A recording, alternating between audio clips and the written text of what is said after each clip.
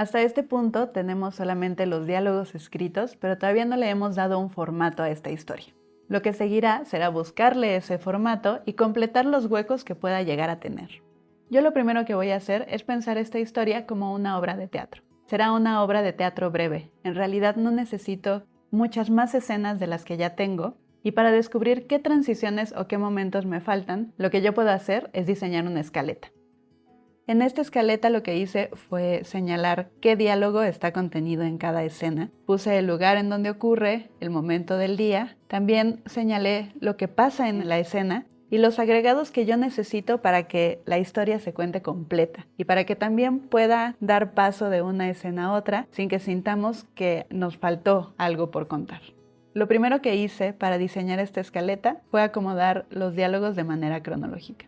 El primero es el diálogo 1 y ese va en la primera escena, luego va el diálogo 2 que va en la segunda escena, luego está el diálogo 4 que fue el monólogo que hicimos al final y ese va en la tercera escena, y finalmente en la escena 4 está contenido el diálogo 3 sin muchas variaciones.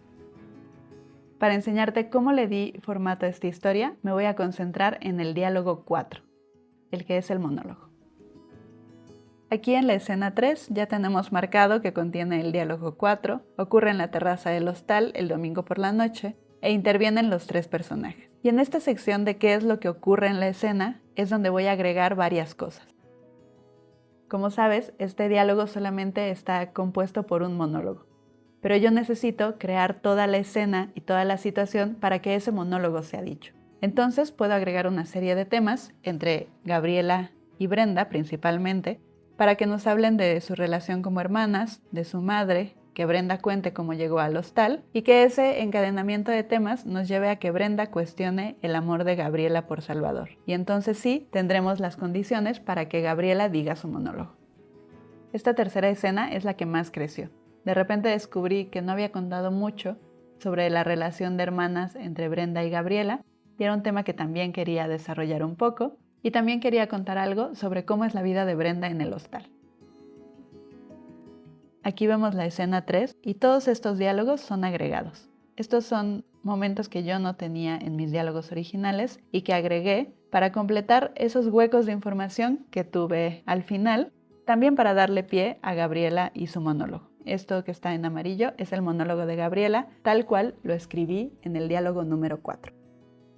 Para el formato de teatro también agregué algunas acotaciones de cómo es la iluminación y qué están tomando los personajes. Además de estas acotaciones de espacio, también agregué las de entrada y salida de los personajes, que son muy importantes en mi historia, por lo que ocurre cuando uno de los personajes se va. Agregué también algunas acotaciones de silencio o de pausas, y en algunos diálogos puse a quién se dirigían los personajes cuando sentía que podía no ser muy claro. También es importante señalar que en este momento dejé de nombrarlos como diálogos y empecé a llamarlos como escenas dentro de la obra de teatro. Aunque asociemos los diálogos con el teatro, también podemos darle un formato de narrativa a nuestra historia. Cuando tú hagas tu proyecto final, decidirás qué formato le quieres dar a esta historia. Puede ser un relato o una obra de teatro. Yo también hice el ejercicio de hacer un relato con estos diálogos que escribí. Lo primero que hice fue ordenar cronológicamente los diálogos y después seleccioné la voz narradora que iba a utilizar. Mi narradora es Gabriela. Decidí que su punto de vista era el que más me interesaba. Te voy a mostrar cómo se ve este formato de relato. Voy a enseñarte el mismo segmento que te enseñé como obra de teatro, que es el que contiene el monólogo que escribí. Algo que permite la narrativa es agregar comentarios que no necesariamente están dentro de la acción. Mis personajes en la obra de teatro no hicieron tantas digresiones como las que hace la narradora en este formato. Aquí, por ejemplo, en lugar de tener una acotación que nos diga de manera técnica cómo se ve la escena, tenemos una Gabriela narradora que nos describe la situación en la que está y nos da también una opinión al respecto. En esta parte sobrevivió un gran fragmento de los diálogos que yo tenía.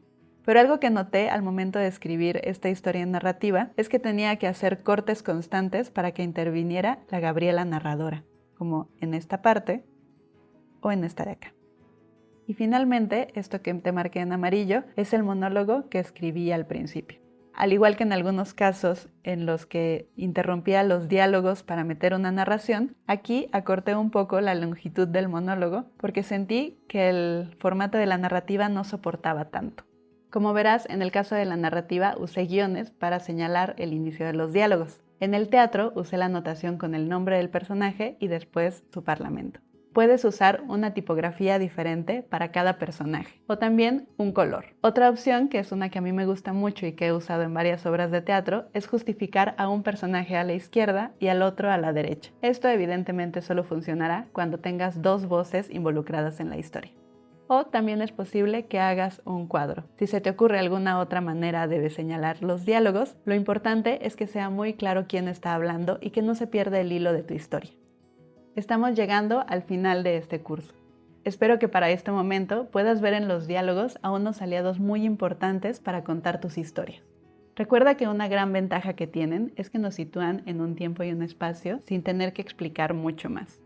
En la narrativa, seguramente muchas veces los utilizamos solamente para variar el ritmo, pero ahora sabes que pueden participar mucho más en la narración.